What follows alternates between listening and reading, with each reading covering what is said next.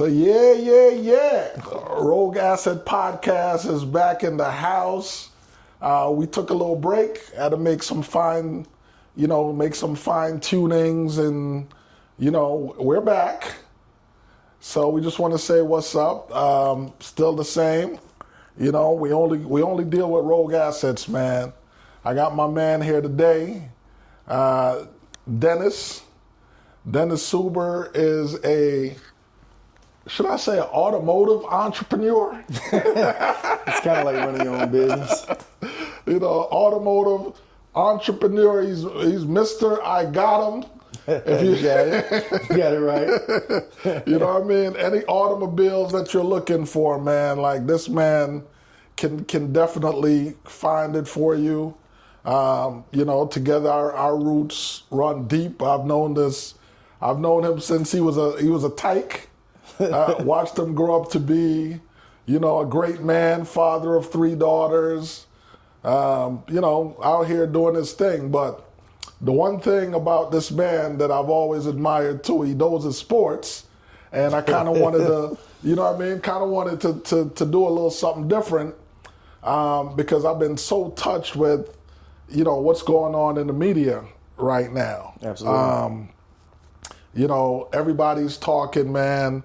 So today's episode, prime time to day 3, man. We covering the Shedeur Sanders saga.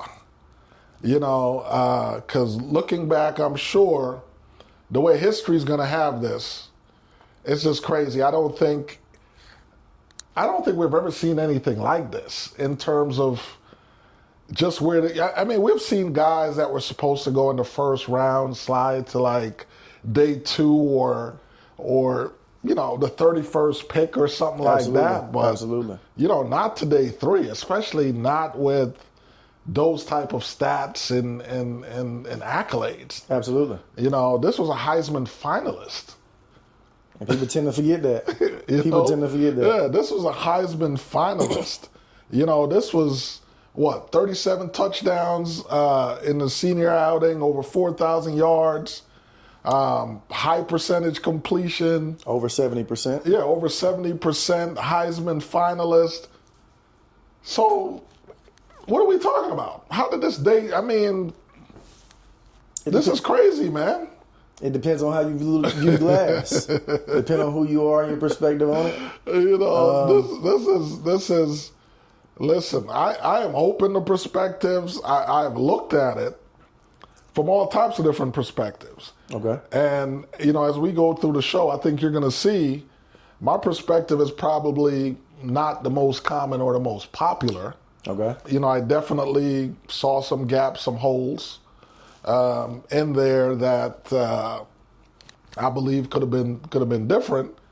But even still, so when I do the math, it doesn't equate to 144. No. It doesn't equate to day 3. Absolutely not. It equates to late first round, early second, but not.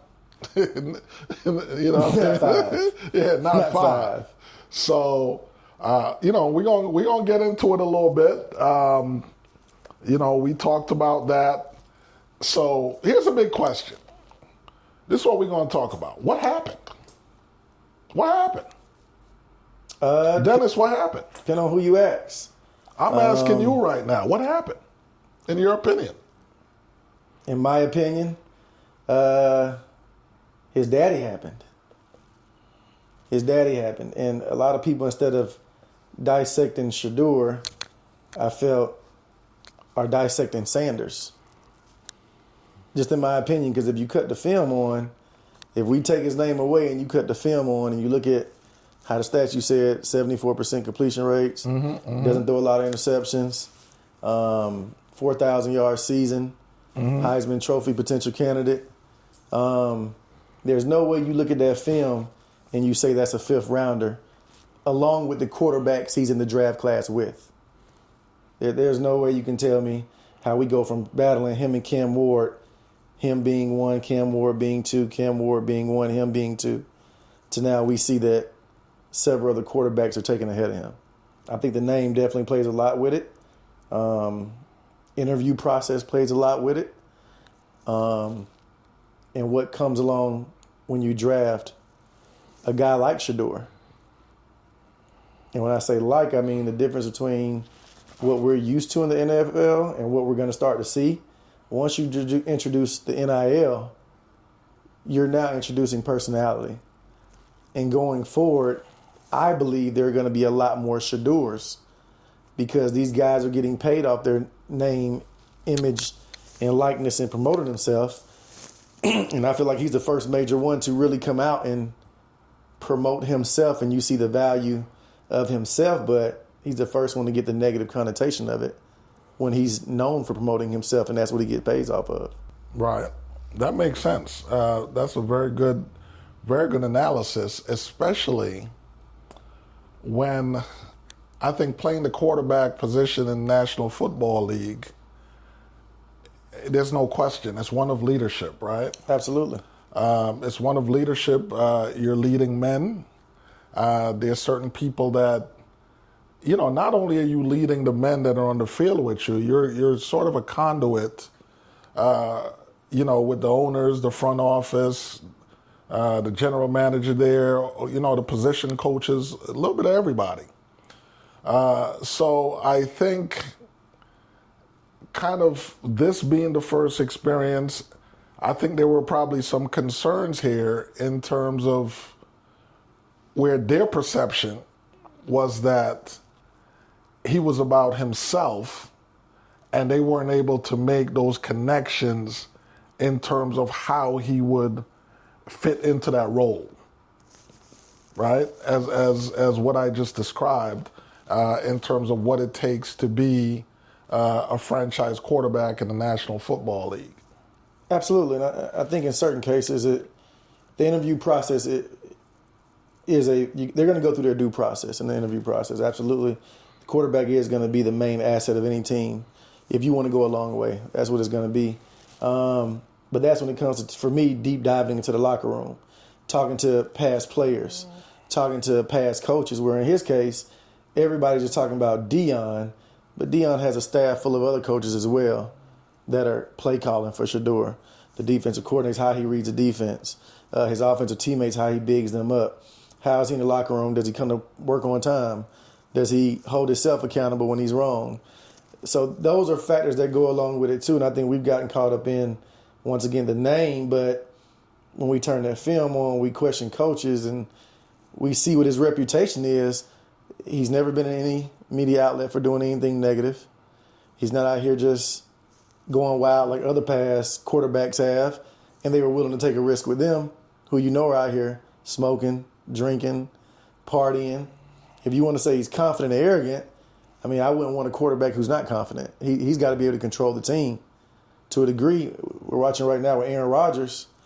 He's got the Pittsburgh Steelers captive. And it's okay when he does it. It's okay when Archie steps in and says, hey, my son Eli is not playing for your team. Don't draft him. He won't step foot on your field. That's okay. But when Deion says, I want my son to go a certain place, that's not okay. So it's kind of like one of the sayings, and one of the rappers out here is cool when they do it. It's a problem when I do it. Well, and guess what? That is the way it is and has been, and it's going to take a lot to change that. I think what we saw in real life in prime time was, to a certain degree, in 2025, their version of buck breaking. Absolutely. Right, where they colluded to do this to this man, and listen, he's a human. It wasn't perfect. I don't want to give the impression that I'm not in agreement with a lot of things the Sanders family did regarding Shedeur and Shiloh in this draft. Okay, and the main things that I'm going to point out that I think could have been different, and I don't know if we would even be having this conversation, is it's a fundamental belief, or it should be, that it doesn't matter what you have done, who your parents are, right? when you're looking for a job, any job, you're going to have to interview for that job.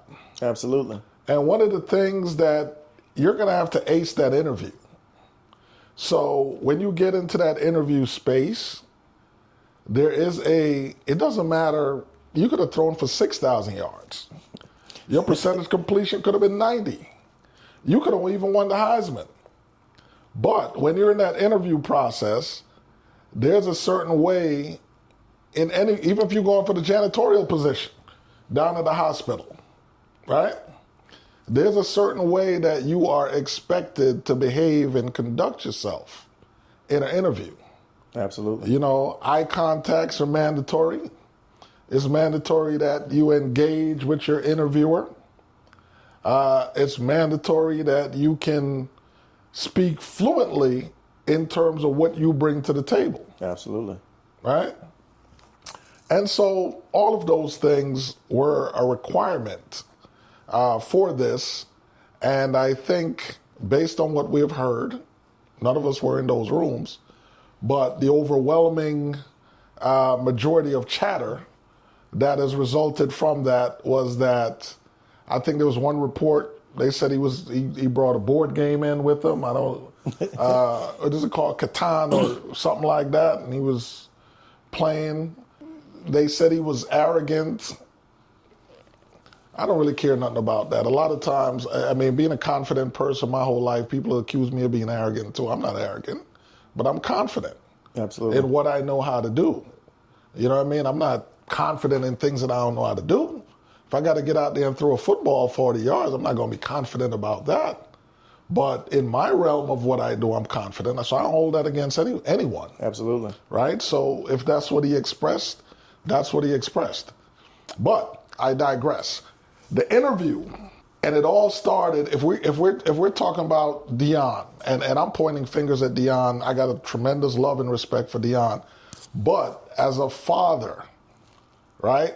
And I know my way around the NFL because I played in the NFL and business is changing. I know my way around the music business, but I haven't been in the music business in for hour long. I don't, you know what I mean? I don't have those day-to-day relationships with Absolutely. with those in the power positions, and certain etiquette has changed. If my kid was up for getting signed right now, I'm not going to tell him he doesn't need representation. I'm going to handle it.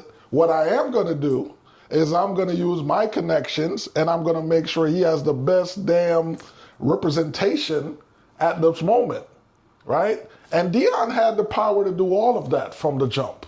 Absolutely. And that wasn't done. And so had he engaged an agent, right, and his relationships are vast, you see how quick he was able to get Drew Rosenhaus. Absolutely. Right? Absolutely. Now, if Drew was in place from the start, before this draft even begun, I don't think we'd be having this conversation. I think he didn't go the representation route because pre-draft, he was a top 5 pick. Pre-draft. Once we got to talk about the draft, once the season ended, they had him as a top 5 pick. They had him as a number 1 quarterback for the longest. Then all of a sudden, Cam Ward, for whatever you like for your quarterback to have, he can run a little bit better, might have a stronger arm. But I think for the representation part of it, he felt like there was no need for that when the work had already been put in. And based off what we're seeing, then why we need to get representation. But like you said, the interview process. Listen, Dennis, I'm going to tell you, I don't care. You always need representation. Absolutely. Okay? Now, I know people like to sit at home and they see certain things and like with Daniels, the mom is the agent and, Absolutely. and this, that, and the other. But you can only do this once you have established value, right? You can't do this until the person is in the door, right? Like and it's a frustrating thing because obviously I've dealt with this in another career in music where people think like, oh, well, the mom manages. Yeah, the mom Lamar manages Jackson. after it got rolling. Right. You understand what I'm saying? After it got rolling. Oh, well, the dad manages after it was in place, once that juggernaut starts. But the difference in representation, when you start talking about at this juncture, what the important thing is and what the difference is. Let me show you the difference when it comes to representation in anything. Number one, he would have been prepared for the interview. But in crisis situations, individuals, because of what they do on a day-to-day basis, an agent can pick up the phone, call any GM, Quick. any owner, if his guy is sliding on draft night. He could figure out what the issues are, nip him in the bud prior to the draft. If somebody starts switching feelings, the agent would arrange one-on-one meetings, right, to assuage and negate anything negative Absolutely. that is untrue. Absolutely. That they're thinking about that person, right? Whether it's him as an individual in the ways he carries himself, whether it's a concern about his dad's involvement, all of that. That's an agent's job. An agent could roll up and say, listen, I know you guys are thinking this, but no, you guys got this wrong. I mean, dad is going to be busy coaching, blah, blah, blah, blah. And, you know, even if it's a lie, whatever, that agent's job is to smooth everything over. It is. And get that guy the maximum that guy has to have. And the difference is, you saw when things started going bad, there was not much Dion could do. No. Except sit on the couch and be emotional and wait like everybody else. Whereas an agent would have been working the phone. Absolutely. They'd have been calling the GMs, finding out what the problem is. You know what I mean? Securing where he's going to go. They also can leverage other players that they have that they may represent on that team. Absolutely. So there's a big difference.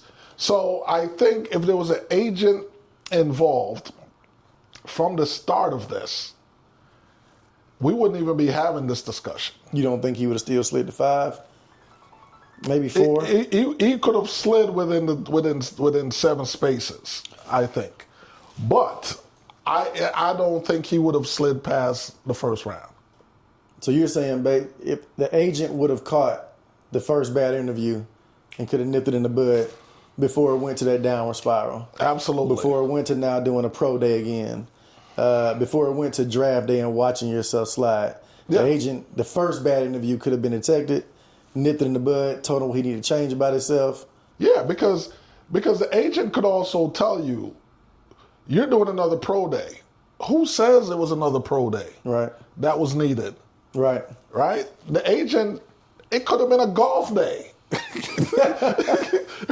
Right? It could have been a golf day that was needed for him to be around the particular GM and the coach to vibe, to see what kind of kid he really is.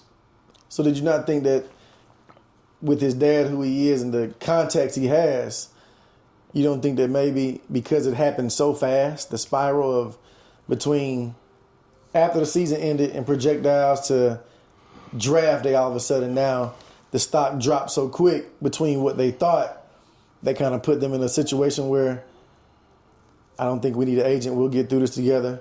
Your work speaks for itself. Because pre-draft, pre-end of season, he was top 5. I guess. So it's like, okay. Listen, I come from a different world. Okay, I come from a different world. My world for many years, and what you see in media, right? You don't see the best singers. Absolutely not.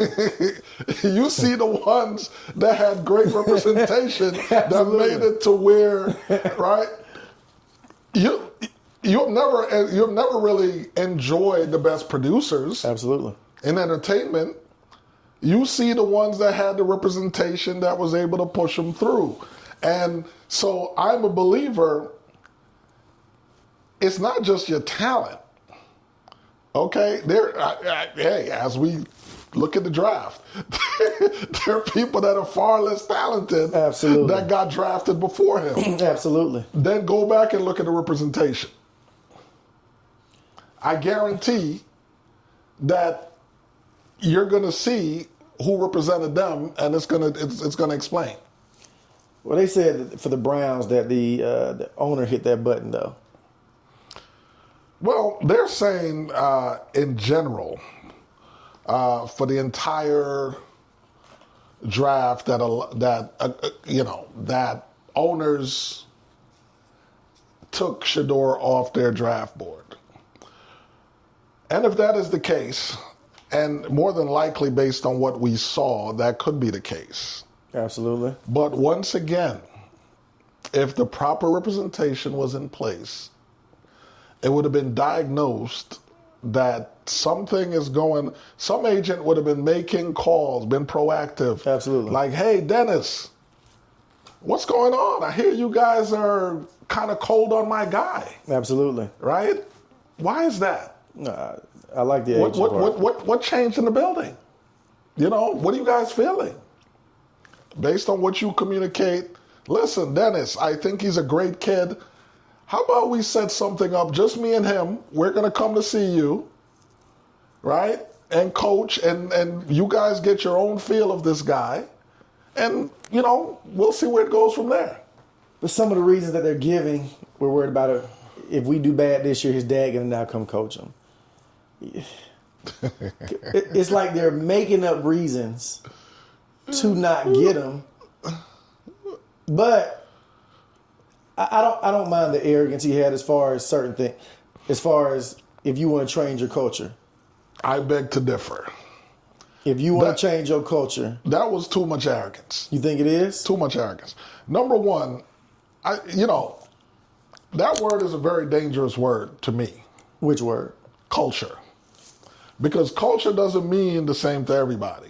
Exactly right. You know what I mean? So when somebody says, I get a little prickly when somebody said do it for the culture. I mean, what culture are we talking about? Let's look at Atlanta culture, right? Yeah. Let's look at how the stadium with Mike Vick was different because the culture is us. We haven't had that same reaction for so long in the stadium. Mm-hmm. You got more fans of other teams in the stadium because the culture is not there. Mm-hmm. I think when we speak culture, like you said, it could how you perceive it could be different. It could be perceived as culture. Are you ready to win? Culture, and do you want more excitement? At the end of the day, a lot of teams don't have neither one of those. They don't win, and they have no excitement. At least with a player like Shedeur, and I go back to the NIL, you're getting somebody who's a showman to some degree already. And I felt like when he was saying, if you want to change the culture, like, who's anybody paying to see at the Browns? You've already made it. You made what they call the worst financial decision in Deshaun Watson by guaranteeing him, and look where that got you. You're starting a Joey Flacco in your organization. You had a Jameis Winston fill in for the past 25 years. You've had the most quarterbacks of any organization. So when I felt like when he said, if you want to change the culture, part of him knew he would be going to somewhere that need that change. The Giants, number one. Giants, who they have? You made a dumb decision letting go of Saquon. Your fan base is getting aggravated. The Titans, who was their last star player. So the teams that he thought he would go to, I felt like he was saying, I'm ready to be in the culture. And you're seeing it immediately on how many days after the draft he already has the number one selling jersey out of the draft. And he's on a horrible team. And Bleacher Report just put out the jersey statistics. He sold more jerseys than Travis Hunter. He sold more jerseys than Cam Ward, and he's a fifth rounder. Well, in the age of social media and clout, that is not surprising at all. Exactly. He's a huge social media figure. Absolutely. So that makes sense. But I think whenever I think you have to be careful when you start having cultural conversations with people in terms of how you frame the conversation. You have to define the culture Absolutely. that you're referring to, right? Because you say, like, number one, you're talking about changing their culture, but you have to really understand, do they want their culture changed? Number one. Some people like being losers. Number one, do they want their culture changed? And in what way Absolutely. do they want their culture changed? Absolutely. And especially if they're conservative or ultra conservative, you're sitting there, you got you're iced out. And now, and now you're talking about you're gonna change my culture. Hey, I do it for the culture, right? So you have to understand, like, who owns these teams. You do, right? And, like, number one, based on what we know about the Giants, that would have been an instant turn off for the Giants, because that family that owns the Giants, from all that we've heard, is no. Absolutely. Right? So that goes there.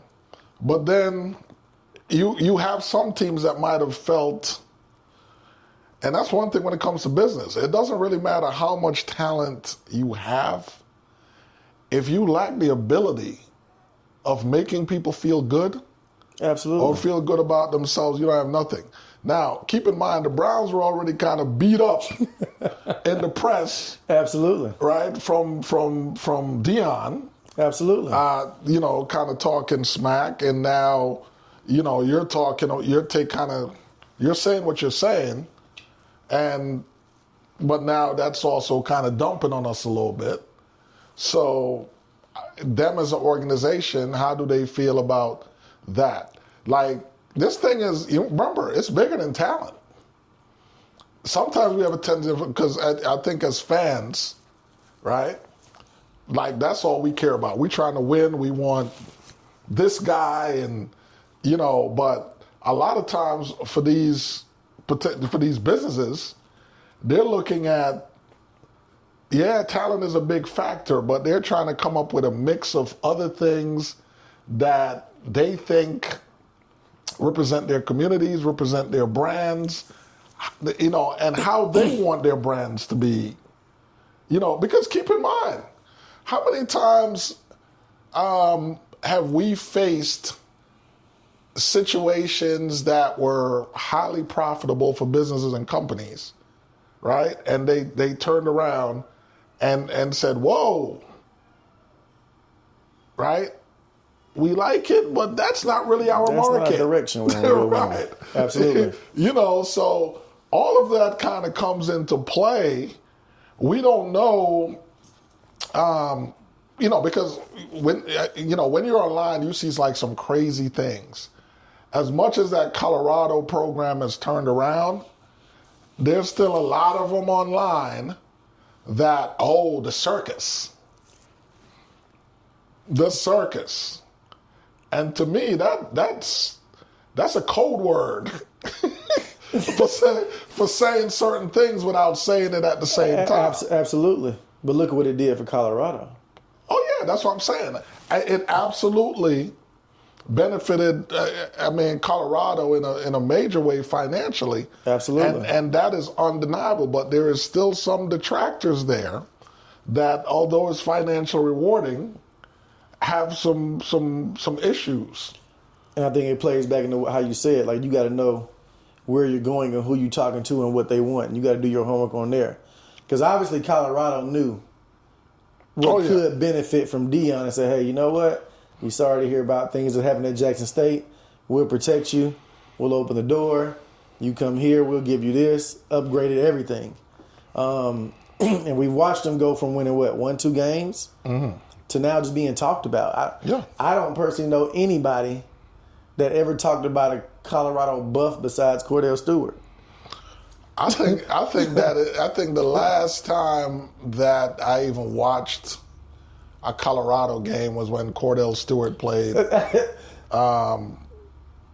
Yeah, I think Cordell. I think didn't Eric Bieniemy play for them too? I believe so. Yeah, I think that was the last. But this type of star power, man, is not only the star power that you got from watching the games, the people that Dion gets on the sideline are also influencers. Oh yeah, absolutely, absolutely. When you get in a guy like Shedeur, I think the main difference is that Dion, without a doubt, was a clear-cut top prospect. No matter what you did, you put the film on, his arrogance came because he proved what he. I think that's the biggest difference. He was undeniable. He was undeniably the truth. He was undeniable, and I'm glad you brought that up because I feel like as a parent, right? As a parent, sometimes you have to kind of kick your kid a little bit. Absolutely. And what I mean by that, I've seen various, I hear Shaq talk about it, where he's like, what? No. I'm not giving my kids I'm nothing. rich. Yeah, absolutely. You're not rich. Absolutely. You need to go to, go to college. You need get to this get degree. your, right. So, support them, support their confidence, but at certain points, if you feel like they're kind of getting a little ahead of themselves at the same time, be like, listen, it was a different journey for me. Absolutely. Right? Because I literally could make a statement what I was going to do and go out there and do it. And did it. Right? And so it was a completely different situation where his talent was so undeniable. But not only that, the part that we're forgetting about Dion is, yeah, Dion was cocky, arrogant, or whatever, but charming is, with all of that, a lot of charm mixed into that. Absolutely. Right? And so it wasn't alienating. It's rare. Right. So it's like he had that, but he had the charm. Absolutely. To kind of go along with that. So, what it created, they loved him. Yeah. They loved him. I mean, if you look at his even draft night. Absolutely. You know what I mean? Absolutely. They were soaking it up as much as he was. Absolutely. So it was a different kind of thing. And now let's look at the other side of things. I'm not always rolling with what everybody else is rolling. So part of my thing, do I think Shedeur is good? Yeah. My big thing with Shedeur, though, that's 4,000 yards, that's 37 touchdowns, man, but that ain't the SEC. It's not. It's definitely not. You know what I mean? That ain't the SEC. It ain't the Big Ten. Absolutely not. So, I kind of feel from the position of those evaluating talent as well, I do understand where somebody might say, well, because listen, I'm going to tell you right now, I kind of feel like them boys that come out of the SEC and the Big Ten are more ready for the NFL. Absolutely. No, because you've played the best of the best every week. Yeah. And I'm seeing those same guys across to the NFL. Right. And that's why I'm annoyed at Philly, because Philly got a formula. Man, Philly got Georgia. Philly got a formula. Philly has created a pipeline from the Bulldogs straight into their system. Straight into it. So if you can get a healthy dose every year of Georgia, I would say Georgia, Alabama, Michigan, and Ohio State players. Don't forget my Gators now. Don't forget my Gators. Then, you know what I mean? Typically that works. Yeah, typically you're onto something. But not necessarily at quarterback. Not necessarily at quarterback. I mean, there's a lot that goes into the position. I happen to love the kid. I think the one thing that does not work in the NFL, time and time again we've seen it, lack of confidence does not work at that position. It doesn't. It does at that position especially. It does not. Having a guy that is confident. I'm gonna tell you what. I'll put it to you this way: if Dak Prescott had Shedeur Sanders' confidence, you can't teach that. Ooh. You can't teach it. You can't teach it. What I do like about Shedeur is he doesn't turn the ball over a lot, and you're operating on the worst line in college football. The worst line with a rusher that had 500 yards. So if you watch him play, he knows how to read a defense. He goes through his progressions. He goes through all his reads, and he makes the right play. So if I'm evaluating that compared to do I like Dart's arm? I like his arm, but he's in your SEC. But against every good team, Dart was horrible. You know why, right? Why? Decision making under pressure. You just said it. That is one thing. Let me tell you the most impressive thing that even besides Cam Ward and all of that I saw, that I really believe Shedeur Sanders was a first round pick, is his progression. His progression. And his reads and his decision making. I felt that was extremely, almost at, it was at another level. It was kind of like a baby Brady. No, absolutely.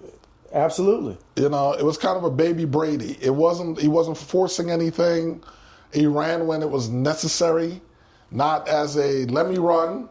And one of the most important things that they've criticized quarterbacks for over the years, I feel like he's mastered that. When he runs, he's very aware of where the line of scrimmage is. Correct. And the instinct is not he's running to gain. Because we've seen him stop and make a lot of throws downfield. His eyes are always, when he's running, it's still downfield. So a lot of times, if he's going through his progressions, when you hear about these quarterbacks, a lot of times your draft stock fall because they say, hey, when you get in the room, you don't understand plays. Mm-hmm. You didn't pass the Gates test. Your arms aren't this. Oh, he's too small. Some of these quarterbacks are smaller than him.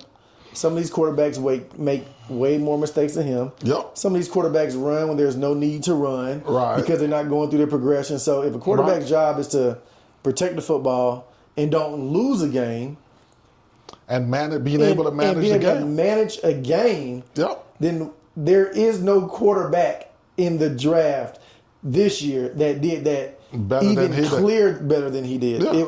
It's a far gap between the two on that. But the interview process is real. The interview process is very real. But, and the interview process is real in the sense, I've been a business person my entire life. And the most important lesson that was ever taught to me is no matter what you can do, how much you know, right? It's always going to be if they like you or not. Absolutely. And that's what the only thing I worry about with him is what chance will he get depending on where you are on that depth chart. Number one, I feel like it's going to be Flacco. Just personally, I just feel like Flacco is going to be one.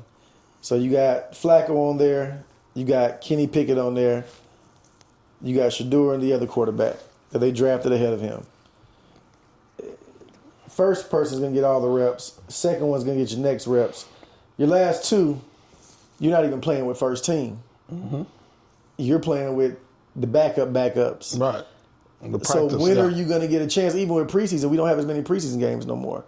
So losing a whole preseason game in the NFL, now for your third and fourth stringers, that's one less opportunity you got to make the team. So I feel like early on, depending on where he is in that depth chart, is going to tell you a whole lot about how they view him. I think he'll be 3 at first. I think personally he'll be starting because of the division they're in. That division is always good. Depending if Aaron Rodgers go to the Steelers or not. I don't see them winning that division by no means. No. You got the Bengals. No. You got the Ravens, and you got Pittsburgh and them. I feel like they'll be last in the division, but they do have a great defense. Here's the wild card of the whole thing. Although their GM doesn't seem that smart. So I don't know if he could pull something off like that. But with a quarterback room that extensive, what I see is definitely some opportunities to probably make some trades. I think they'll try to trade Kenny Pickett. Right? There's some opportunities there to make some trades. I don't think Deshaun Watson is going anywhere. He can't. But I don't think he'll come back by next year anyway. No, I don't think he's a factor in this upcoming season. I think Pickett and Gabriel are possibly on the hot seat for a trade. I think now that Shedeur has an agent, Absolutely. that dynamic could possibly be in play as well. If they scope and secure an opportunity elsewhere, because now you have, with an agent, man, the dynamics change. Absolutely. Right? There's just a different relationship with GMs and owners, right? That a player or a player's parent, even if they were a Hall of Famer, can't get. They can't get. It's every day. The wheels are always turning. The air is always to the street. You know what the needs are. You hear the rumors, the gossips, the concerns. Absolutely. Within the organization, and the itches. So by you hearing all of that, you kind of know where to scratch, right? And so there might be an opportunity there where his agent, especially if his agent is Drew Rosenhaus, who I think it is, anything can potentially happen. I don't think it's a situation now where I think Cleveland is probably going to be more keen on keeping him, just based on the realization is probably kind of kicking in terms of what it may mean for them moving forward, especially financially. Absolutely. So I think that dynamic may change. But I think there's going to be some kind of movement in Cleveland with one or two of those quarterbacks before the season is over. Before the regular season starts. Absolutely. And I think if it doesn't happen then I would say watch the first 3 to 4 weeks, which quarterbacks get injured. Absolutely. Who has, new needs.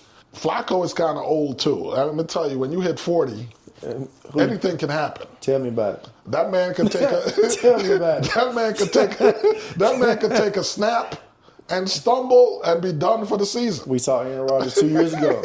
Right. Take a snap, fumble, and was done for the season. Yeah, when you get to that age, man. So whether Flacco even makes it the full season, in my opinion, is highly doubtful, right? But let's kind of double back. I kind of want to talk some more about about these owners, and I do think that there had to be some type of discussion. I don't think that a knee-jerk reaction, right, could have been that synchronized throughout the league for owners to direct GMs to remove him from the draft board. So I'm sure you've heard Boomer Esiason's take on that. Yeah. How credible do you think that may be? I think he would know. Like you said, it's buck breaking. If you want to prove a point, let's look at Colin Kaepernick. Say what you want. He was better at that time than a whole lot of other quarterbacks. Say what you want.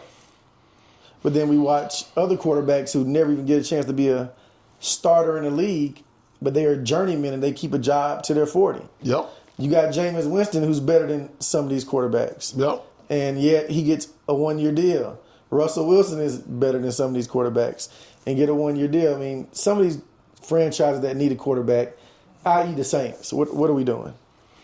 Yeah. The Saints, like, you glaringly need it. Derek Carr hasn't performed well in years, and you need an heir apparent. He's coming off an injury, and yet you don't even choose to take it. You're going to address everything else with the situation.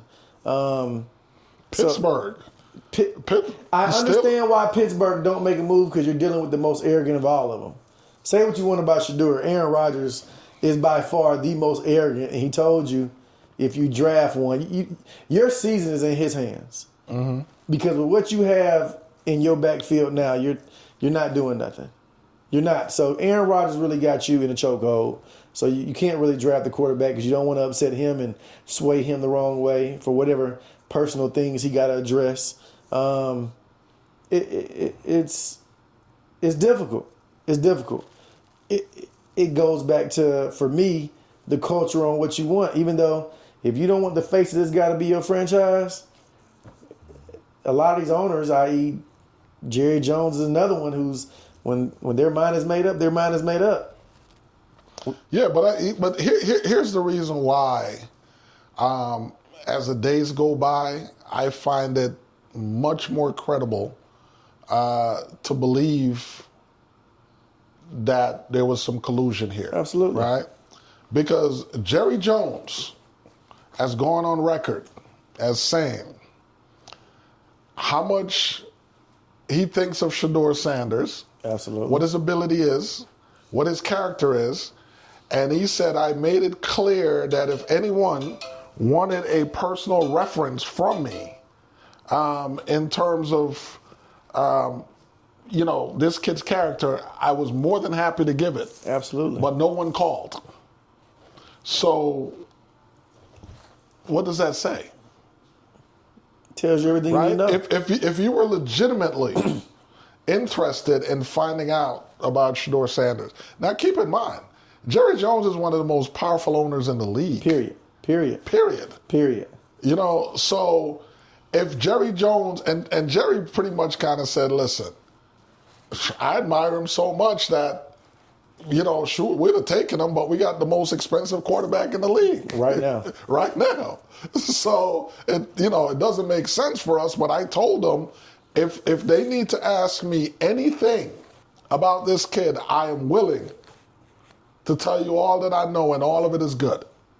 I feel like if it was still Shedeur, as far as tape, film, but Dad was not coaching, a lot of people are saying, i.e. the Raiders, were worried if in 2 years the team not doing good, if they draft him, will his dad now take Pete Carroll's job, and they didn't want to deal with the circus of Dion. Well, no one can take, if you own a team, right? What do you mean take his job? You can't take, you have to hire that man for that job. You ultimately own, that's your football team. As far as the coaching staff go, those for the owners. A lot of the coaching staff don't want to deal with the circus that would come with a Shedeur. So they were telling, we don't want to deal with that. They were worried if we draft him, then is my job now in jeopardy.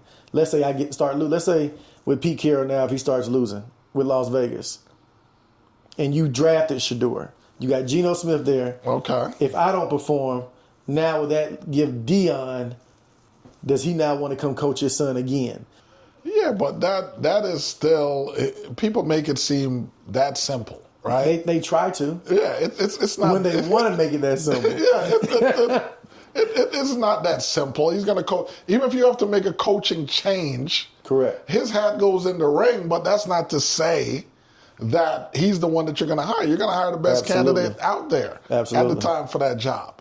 So for them to, I think it's amazing how rules and how much power we're given when. Or the perception of power, absolutely, that we're projected to have when it's convenient, but yet this draft showed exactly how much power that we do have, which was the point. 5 rounds. Which was the point, and then unfortunately, you have, yes, Chris Carter, and I'm gonna call you a heckler, right? Because you had no business in that conversation, talking about. They wanted to prove that they have no power. But come on, man, whatever. Get over it. Whatever happened, I don't know if Dion used to lock you down back in the day, and that still is carried over. But come on, because he definitely took it personally. Yeah, you're on the wrong side. He took it personally. Yeah, you're on the wrong side of that argument. But Shedeur's already in the streets. He's already visiting schools in Cleveland, elementary schools, and they got a problem with that. He went to elementary school and said, I want to bring you guys a championship. And the medias who don't already like him Why would he say that? Why would he go out and he's already arrogant, talking about he want to win a Super Bowl? They're making the narrative be whatever they want the narrative to be. Whatever they want it to about be. him. Because if that's anybody else, you're going to say, well, he's got high hopes. He's a winner. He's got moxie. He's a winner. Exactly. But when you want to spin it, it's his arrogance is a bad thing. What is he supposed to say? I want to come here and just do what y'all been doing. What exactly is he supposed to say? Well, I'm just going to come here, settle in, and let the chips fall where they may. We'll see. We'll be back in the first round again. Right. Picking in the first 5. Yeah, let's ride that out. Come on. Nah.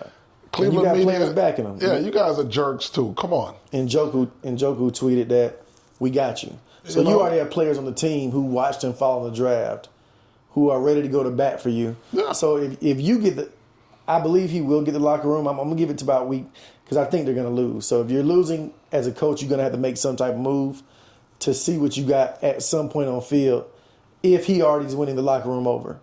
If he can just win the locker room over, come to work, at some point you're going to listen to your players. At some point. Yeah. At some point. Because if not the players will get you out of there. Yeah, I just, like I said, this GM, he doesn't sound smart. He doesn't look smart. He doesn't act smart. So we'll see what happens there. Now, Cam's take. Did you see Cam Newton's take? I saw Cam Newton's take. Cam's take was that Shedeur kind of has the vibe and bravado more of a defensive back than an NFL quarterback, and that was probably harmful because as an NFL quarterback, there's a certain type of mode and persona and behavior that you have to have just because of the responsibility for the different departments, if you will, that you're interacting with. What do you think about that? Cam's persona is Cam's persona. He would know. I think a lot of times what Cam does is he's able to analyze himself now that he's not in the league, and he can see.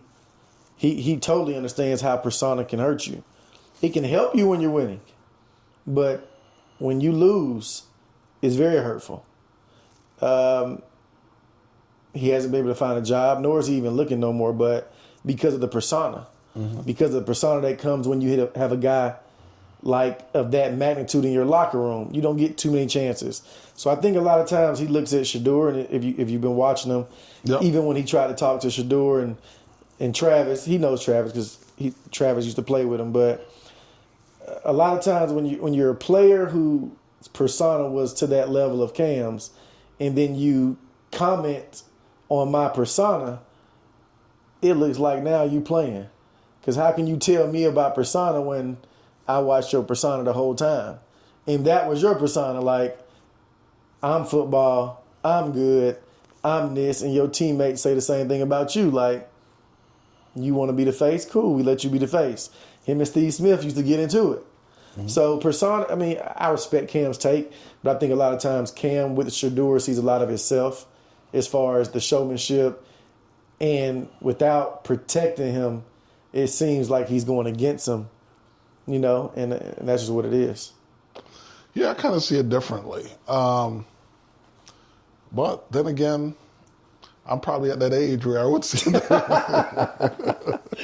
Because you get to a certain age, man, and you kind of realize certain people, including your parents, certain things that they told you, it's not like they were so smart or wise or all-knowing, but they had already been through it. They already been through it. And I think with Cam, he's already been through it. He's been through it. He's been through it. He's experienced it.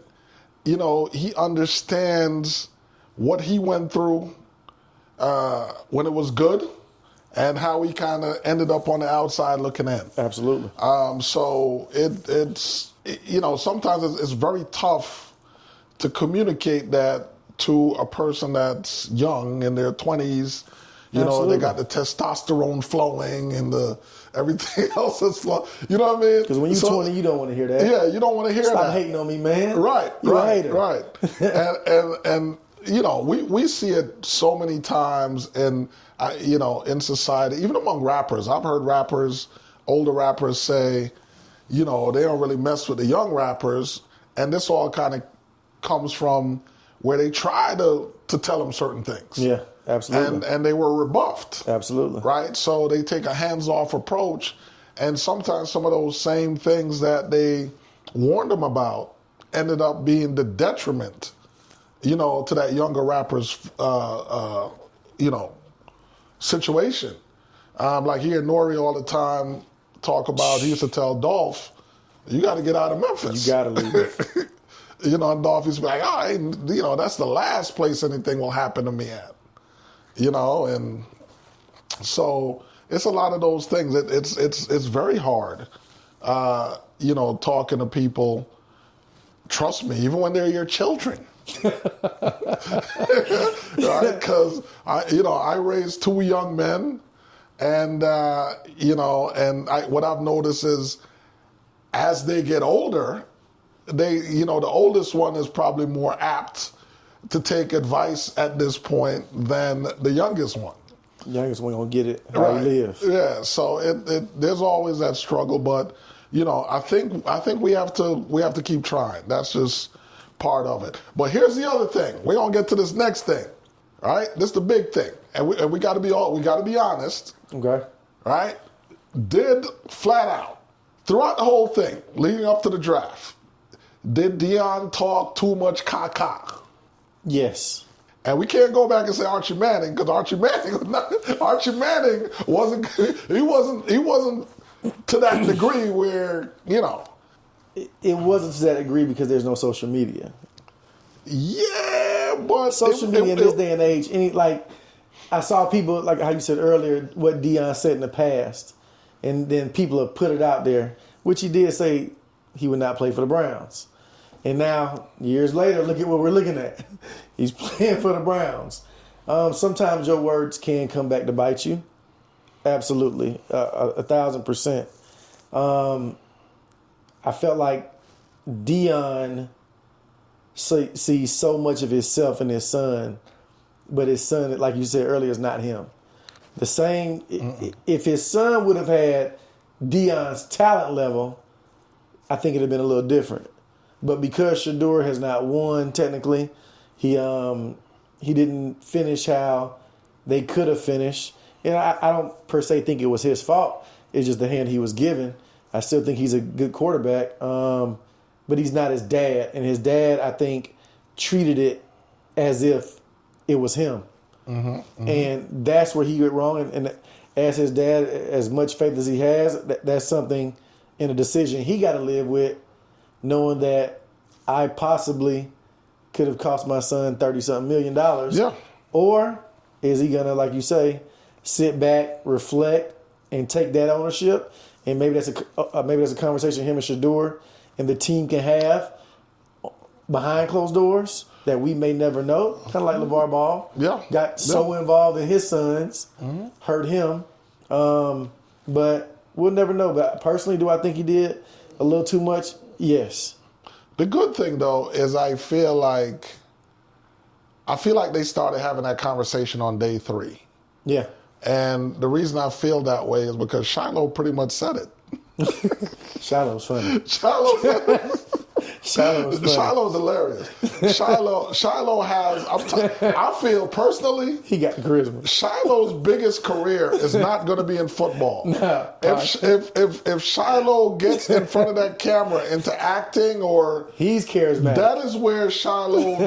That is where Shiloh's thing is going to come from. Is showbiz. He's funny. I think the kid has a career in showbiz. He's funny. If I was still in the entertainment business right now, I'd be trying to get to Shiloh to sign him, because this kid has a big future. I think as an actor, as some kind of personality, But I think Shiloh gave it away. Shiloh said, "Listen, Dad was our agent. Yeah. That wasn't working out too well. So now we hired an agent."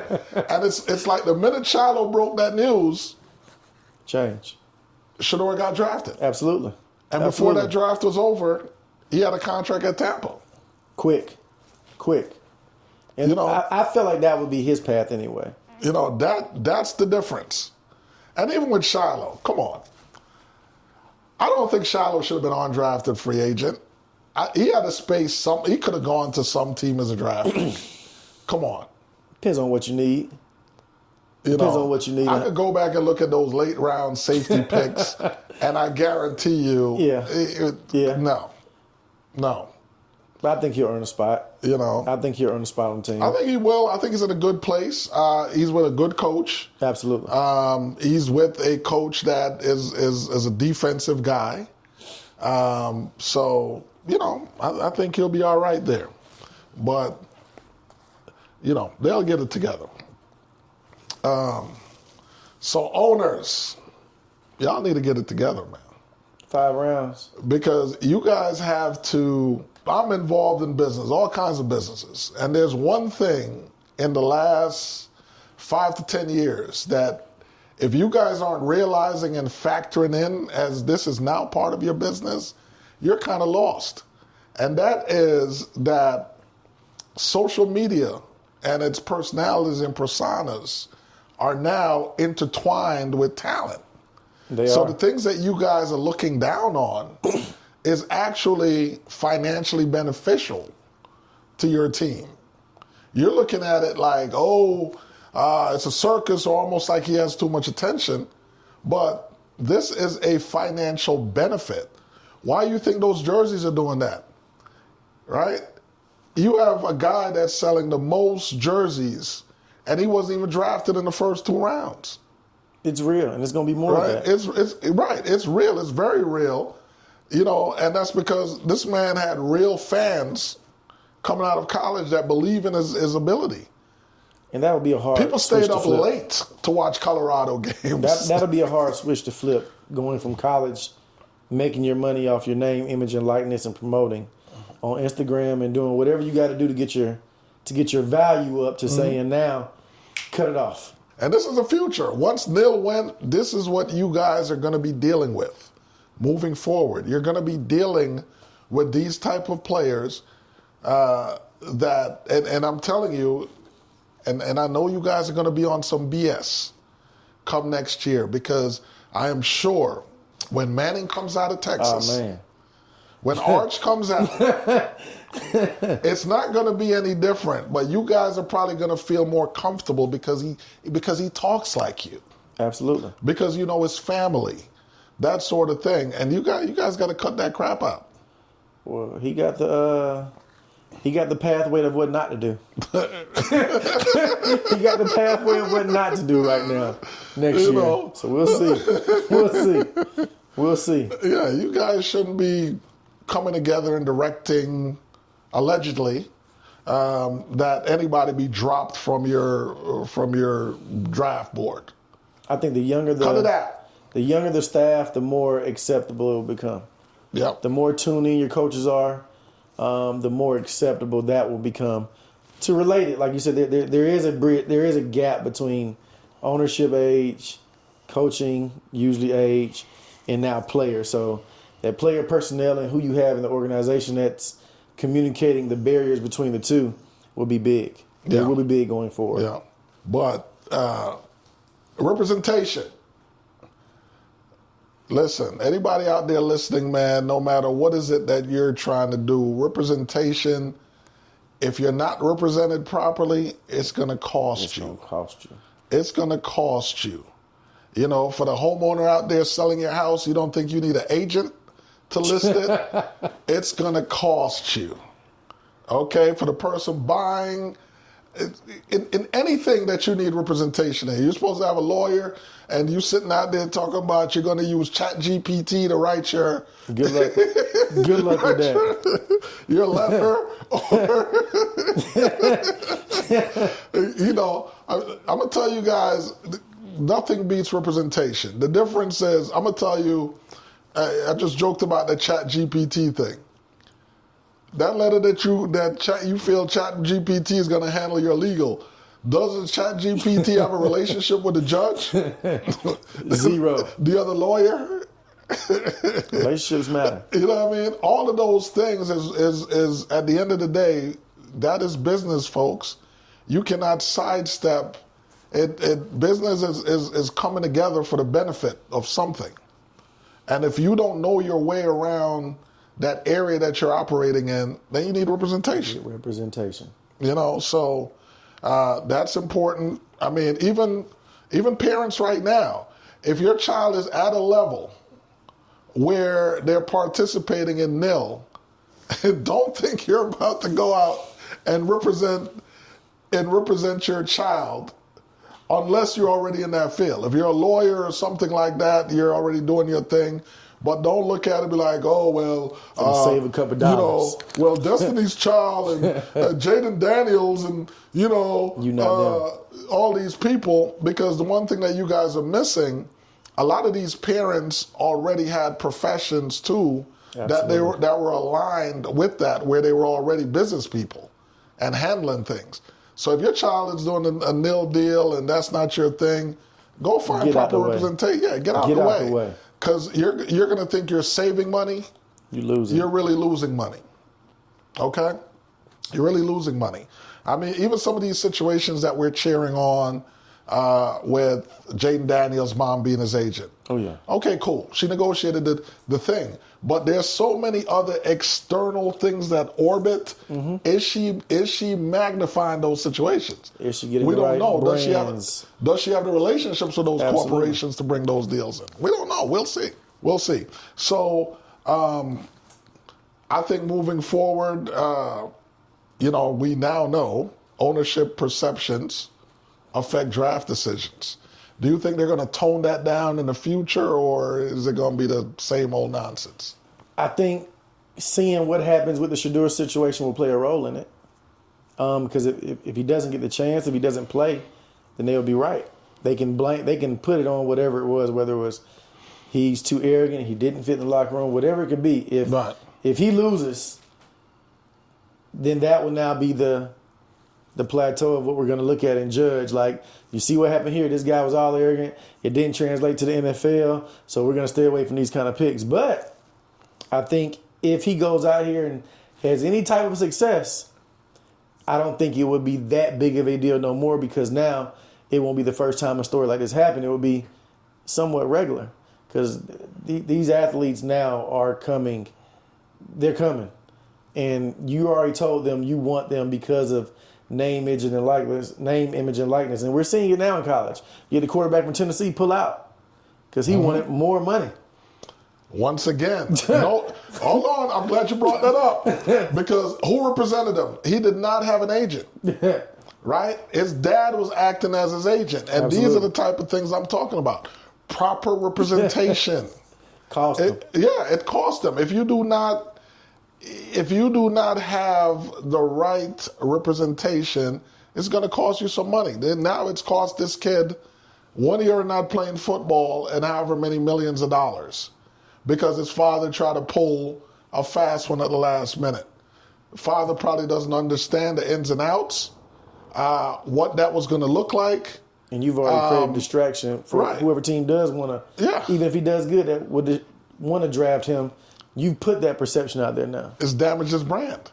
How do they know they can trust you that when you sign next year to play, do it again? You're not going to do it again? I know I would be hesitant. I don't want to rock with you.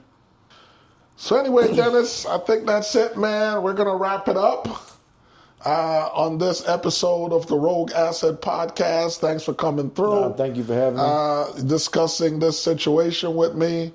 Guys, I want you guys to follow us on all social media platforms.